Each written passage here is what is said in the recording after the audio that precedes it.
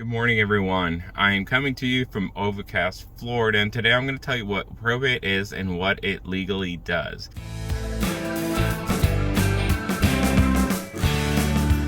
Now, before I go on, go ahead and hit that subscribe button, that notification bell, so that you don't miss any of the upcoming videos further explaining what probate is. So my name's Roberto Seda. I'm with the Seda Law Firm, and today I want to tell you what probate is. So let me provide a little bit of context as to why I felt the need to make this video.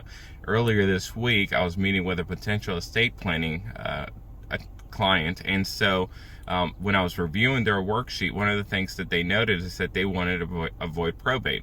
And so when I was trying to explain to them the benefits of a trust, which allows you to avoid probate, they asked the question, what is a probate? And these people are sophisticated people, they're smart, but even they didn't know what probate was. And so I figured if they didn't know, then there may be a large portion of the public that may also want to know what a probate is and what it legally does. So in Oklahoma, or just in general, a probate is the legal transfer of a decedent's estate or their interest from their estate to those that rightfully own that interest. So the reason I said rightfully own is because if they died without a will, and that means dying intestate, that interest is passed down to the heirs at law. So generally, when someone dies, and if they died with a spouse and kids, the heirs at law are going to be that spouse and those kids. If they just had kids, it go to the kids. If there are no spouses or kids, then it may go to the brother, may go to the parents. It really depends on the facts and who was related to them at the time that they died. So it is going to be blood that would inherit that interest. However, if they died without a will, then it would go pursuant to the will, presuming that the will is valid. So if they died with real property, then those people are going to be called devotees. And if they died with personal property, those are going to be called legatees.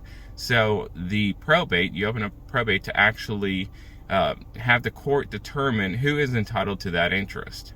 And so it is, depending on the type of probate, there are three probates generally in Oklahoma. There's a regular one, there's a summary administration, and there's an ancillary probate. And in the coming weeks, I will provide additional videos to kind of explain what the pros and cons are of each of those. So you will generally open one of those three probates and go through the process. In addition to figuring out who that interest goes to, you do have to settle the estate's debts. And so that'll be an opportunity to provide notice to creditors who are entitled to come in and say, hey, decedent owes, a $5,000 credit card, we need to get paid. And so all of that is settled through the probate, and the interest is passed at the end. And so that's generally what we want to do through a probate.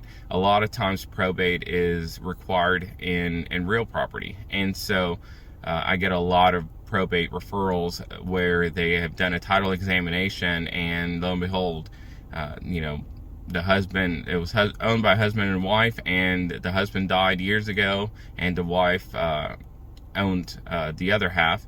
And it was not owned as tenants in common, or it is owned as tenants in common and not as joint tenancy. So in those cases, you've got to open up a probate so that we can legally determine who's entitled to that, and then proceed through there to make sure that when someone buys a house that they're getting marketable title to that house. So probate can be scary. Some go really quickly, and then I've heard, people have generally heard horror stories about how it takes, years to do.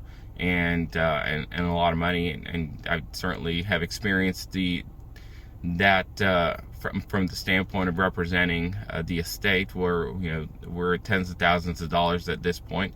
And so that's one of the reasons that I generally promote doing an estate plan, is to avoid probate altogether in that process. So like I said, in the coming weeks or coming days, whatever it may be, when I try to find time to do more of these videos, I will explain what the pros and cons of each of those. So go ahead and, like I said, hit that subscribe button, notification, and hope you all have a good weekend, and we'll talk to you soon. Thanks. Bye.